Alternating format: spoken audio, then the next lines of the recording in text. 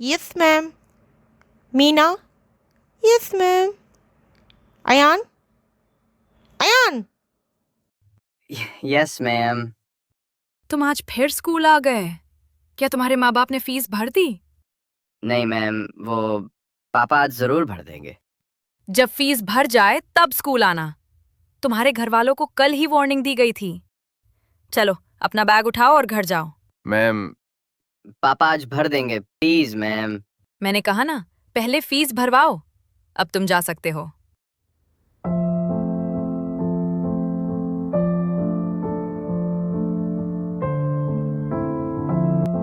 अयान उदास होकर बैग उठाता है और धीरे धीरे क्लास से बाहर चला जाता है। कड़ी धूप में चलता हुआ अयान घर पहुंचता है। अरे अयान, इतनी जल्दी वापस कैसे आ गए बेटा? कुछ नहीं माँ, टीचर ने घर भेज दिया। क्यों? कि आपने अभी तक स्कूल की फीस नहीं भरी। क्या? हे भगवान, कैसे लोग हैं ये? एक फीस न भरने पर बच्चे को स्कूल से बाहर निकाल दिया। फिक्र मत कर बेटा, मैं तेरे पिताजी से बात करूंगी। कल वो तेरी स्कूल की फीस जरूर भर देंगे।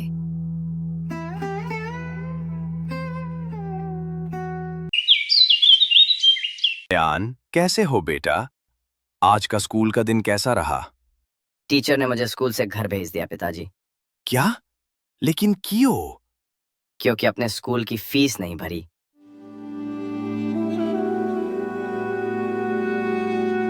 परेशान मत हो बेटा, मैं कल ही तुम्हारी स्कूल की फीस भर दूंगा। सच पिताजी? क्या हुआ जी? बहुत परेशान लग रहे हो। क्या कहूं सुषमा, मालिक पैसे ही नहीं दे रहा। महीनों से सैलरी रुकी हुई है। जो थोड़े बहुत पैसे जमा थे उनसे अब तक अयान की फीस भरता रहा और घर का खर्चा भी चलता रहा। अब क्या करेंगे? आप स्कूल के प्रिंसिपल से बात कीजिए ना, शायद वो मान जाए। कोई फायदा नहीं सुषमा, मैंने पिछले महीने भी कुछ समय मांगा था। तब प्रिंसिपल ने बोल दिया कि अगर आप लेट पेमेंट देंगे तो पेनल्टी भी भरनी पड़ेगी। स्कूल वालों को किसी की मजबूरी से कोई मतलब नहीं है, उन्हें तो बस अपनी फीस चाहिए। दोनों चुप हो जाते हैं। घर में सन्नाटा छा जाता है।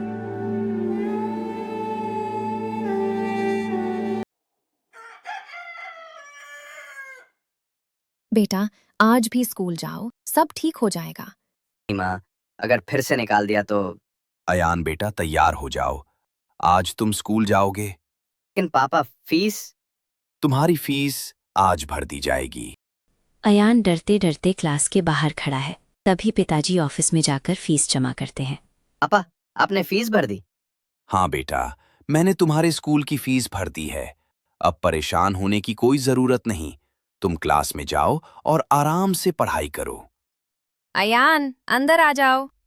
सुनिए जी, अयान के स्कूल की फीस भर दी। हाँ, किसी तरह इंतजाम कर लिया। पर इस बार तो हमने कुछ बेचकर काम चला लिया। लेकिन अगले महीने क्या होगा? पता नहीं सुषमा, ऊपर वाला जाने। अभी तो कुछ भी सोचा नहीं है। अयान खुशी खुशी घर आता है। माँ, माँ, आ गए बेटा? माँ, स्कूल में जल्दी कल्चरल प्रोग्राम होने वाला है।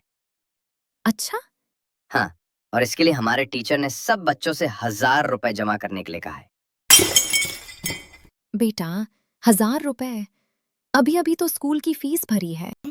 माँ, परेशान मत हो। मैं टीचर को बोल दूंगा कि मैं कल्चरल प्रोग्राम में पार्ट नहीं लेना चाहता, जिससे हमें ये 1000 रुपए नहीं देने पड़ेंगे। माँ अयान को देखती है। आंखों में दर्द और मजबूरी साफ दिखती है। अयान, तुम्हारी कल्चरल फीस के पैसे कहाँ हैं? मैम, मैं पार्ट नहीं लेना चाहता, इसलिए मैं ये पैसे नहीं दे सकता। क्या? पार्ट नहीं लेना चाहते? आप अपनी मर्जी के मुताबिक पार्ट नहीं छोड़ सकते। आपको पार्ट लेना ही पड़ेगा। It's compulsory. और कल ध्यान से 1000 रुपए जमा करवा दीजिएगा। अयान चुप हो जाता है। उसकी आंखें भर आती हैं। अयान उदास मन से अपनी सीट पर जाकर बैठ जाता है। अयान पूरे दिन टेंशन में रहता है। उसे समझ नहीं आता कि वो घर जाकर माँ को कैसे बताएगा कि टीचर ने पैसे देना कंपलसरी कर दिया है। टीचर पढ़ा रहे हैं, लेकिन अयान का ध्यान कहीं और है। पूरा दिन उसका पढ़ाई में बिल्कुल मन नहीं लगता और इसी फिक्र के साथ उसका दिन गुजर जाता है। अयान धीरे धीरे डरे डरे घर में आता है। माँ, हाँ बेटा, क्या हुआ?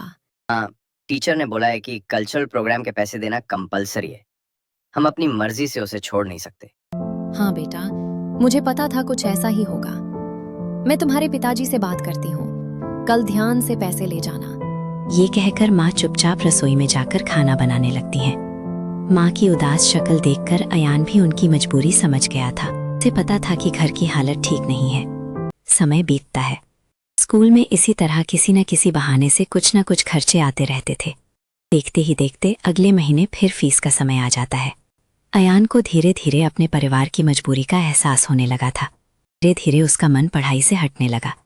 अब वो सारा दिन बस इसी फिक्र में रहता था कि अगली बार किस चीज के पैसे मांगे जाएंगे और फिर उसे पूरी क्लास के सामने बेइज्जती का सामना करना पड़ेगा। उसका मन खेल से, पढ़ाई से, हर चीज से हटता जा रहा था और उसकी मासूम मुस्कान कहीं खोती जा रही थी। एक दिन स्कूल से लौटते हुए अयान सुमित और सविता को देखता है। वो दोनों उनके पड़ोस में सब्जी बेचने वाले के बच्चे थे। दोनों हंसते हुए आपस में बात करते हुए घर जा रहे हैं। दोनों बहुत खुश थे। उनके चेहरे पर ना कोई चिंता थी, ना ही कोई उदासी। ये देखकर अयान हैरान रह जाता है। माँ, एक बात पूछूं?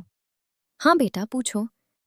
माँ, सुमित और सविता के पापा तो सब्जी बेचते हैं, फिर भी वो उनकी स्कूल की फीस कैसे भर देते हैं? वो दोनों इतने खुश थे, उन्हें कोई फिक्र नहीं थी। क्या उनके स्कूल में फीस नहीं होती? क्या वहां भी उन्हें डांट या बेइज्जती नहीं झेलनी पड़ती? बेटा, वो लोग गवर्नमेंट स्कूल में पढ़ते हैं। Government school? हाँ, वहाँ फीस नहीं देनी पड़ती। वहाँ बच्चों को किताबें, यूनिफॉर्म, सब कुछ फ्री में मिलता है। क्या सच में माँ? क्या सच में ऐसा भी कोई स्कूल है? हाँ बेटा, हमारे देश में बहुत सारे ऐसे सरकारी स्कूल हैं। तो माँ, आप मुझे वहां क्यों नहीं पढ़ाती? आप मुझे ऐसे स्कूल में क्यों पढ़ाती हैं जहां हमें हर रोज बेइज्जती का सामना करना पड़ता है?